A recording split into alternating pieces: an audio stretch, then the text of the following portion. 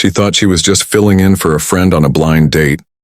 But that one dinner turned into the love story that changed everything. Picture this. A tired nurse in scrubs, barely able to afford rent, agrees to help her best friend by replacing her on a blind date. She expects nothing more than an awkward meal and maybe a polite goodbye. But across the table sits a man with a broken heart, a high-profile career, and a daughter who needs love as much as he does. Their meeting was an accident, but what followed was fate. This is the story of how a poor nurse won the heart of a lonely single-dad CEO, and why he never let her go again. Lena Parker never wanted to be in this position. Her best friend Clara had begged her all week, "Please, Lena, just go for me. Just one dinner. You don't even have to stay long. Just tell him I couldn't make it." Lena hated blind dates. She hated the idea of pretending to be someone she wasn't. But she also hated seeing her friend panic, so she gave in. She swapped her scrubs for a light blue dress, tied her hair back, and promised herself she'd only stay long enough to deliver Clara's excuse. What Lena didn't know was that this blind date was about to change her entire life. When she walked into the Riverside restaurant, she spotted him instantly. Daniel Hayes, he wasn't just any man. He was the kind of man people turned to look at twice. Tall, broad shoulders, dark suit. The kind of confidence that made you wonder about the life he led. But his eyes told a different story. They weren't arrogant like she expected. They were tired, heavy, the kind of eyes that belonged to someone who had carried too much for too long. Daniel Hayes was the CEO of a multi-million-dollar company. But behind that polished exterior was a single dad who had lost his wife years ago, raising a little girl named Emma on his own. His sister had set up this blind date, insisting he needed to live again. When Lena explained she wasn't Clara but had come instead, she expected him to be annoyed, maybe even insulted. But Daniel only smiled softly and said, "Well, since we're both already here, why not have dinner?" At first it was awkward. She told him about her long shifts at the hospital, how most days she barely had time to eat. He told her about his daughter, how she was the center of his world, but how difficult it was juggling, parenting and running a company. The minutes slipped into hours. The candles melted lower. Their coffee cups refilled again and again. And somewhere between laughter and confession, something shifted. Lena realized she wasn't just talking to a powerful CEO.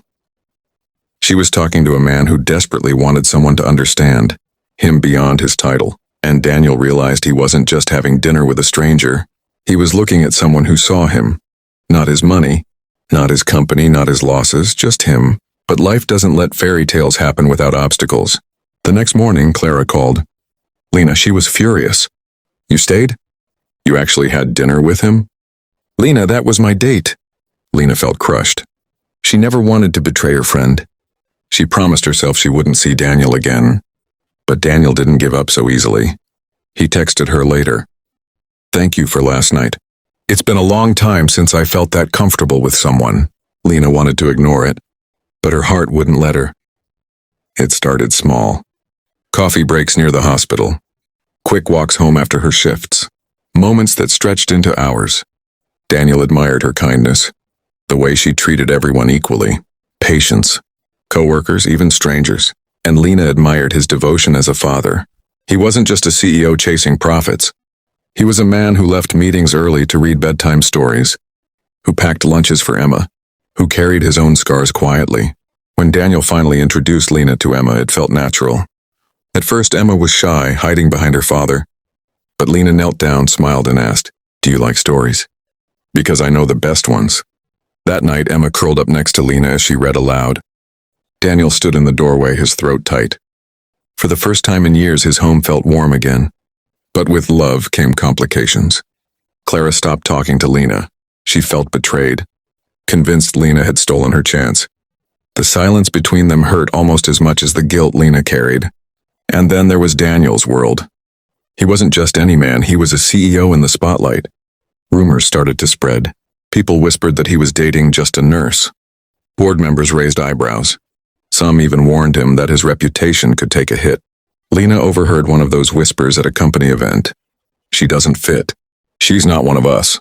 That night she told Daniel she didn't belong in his world. "You need someone who understands this life." "I'm just me." Daniel's response was simple. "Exactly. You're you, and that's why I need you." The turning point came at the company's annual gala. Daniel asked Lena to come as his date. She hesitated but eventually agreed. Walking into that grand ballroom, Lena felt small. Crystal chandeliers sparkled overhead. Women in diamond necklaces floated past her, and waiters carried trays of champagne she couldn't pronounce. Her simple dress felt invisible among the gowns. The whispers started again. Some subtle, some cruel. She felt her chest tighten, panic rising. She wanted to run. But then Daniel took her hand, led her to the stage, and silenced the room. "This," he said, his voice steady, "is Lena. She's not here because of status or money. She's here because she is the kindest, strongest person I've ever met. She's the reason my daughter smiles again. And she's the reason I believe in love again. So if anyone has a problem with her, they have a problem with me." The room fell quiet. And for the first time, Lena realized Daniel didn't just want her in his life, he was proud to have her there. Clara eventually reached out. Their friendship wasn't easy to repair, but Lena explained the truth. She hadn't planned to fall for Daniel. It just happened. Clara, after time, admitted that sometimes life writes its own story. Their bond wasn't lost, it was reshaped. Emma grew closer to Lena too. One night after Daniel tucked her in, Emma whispered to Lena, "Can you stay forever?" Lena's heart melted. In that moment, she knew she wasn't just Daniel's love, she was part of a family. What makes this story powerful isn't wealth or status. It's the reminder that love doesn't care about social class, job titles, or expectations. Lena thought she was just a nurse filling in for a friend. Daniel thought his heart had no room left for love. And Emma thought her family would never feel whole again. But fate had other plans. This story shows us that sometimes, the biggest changes in our lives come from the smallest choices. Saying yes to a friend, sitting down at a table you didn't plan to, listening to someone when you could have walked away. Lena and Daniel's love story wasn't about perfection. It was about persistence. It was about choosing each other despite the noise, the doubts, and the differences. It was about showing up again and again, until love stopped being an accident and became a promise. In the end, Daniel never let her go. And Lena?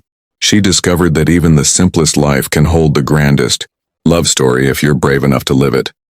If this story touched your heart, don't miss the next video on your screen. It's one you'll want to see right away.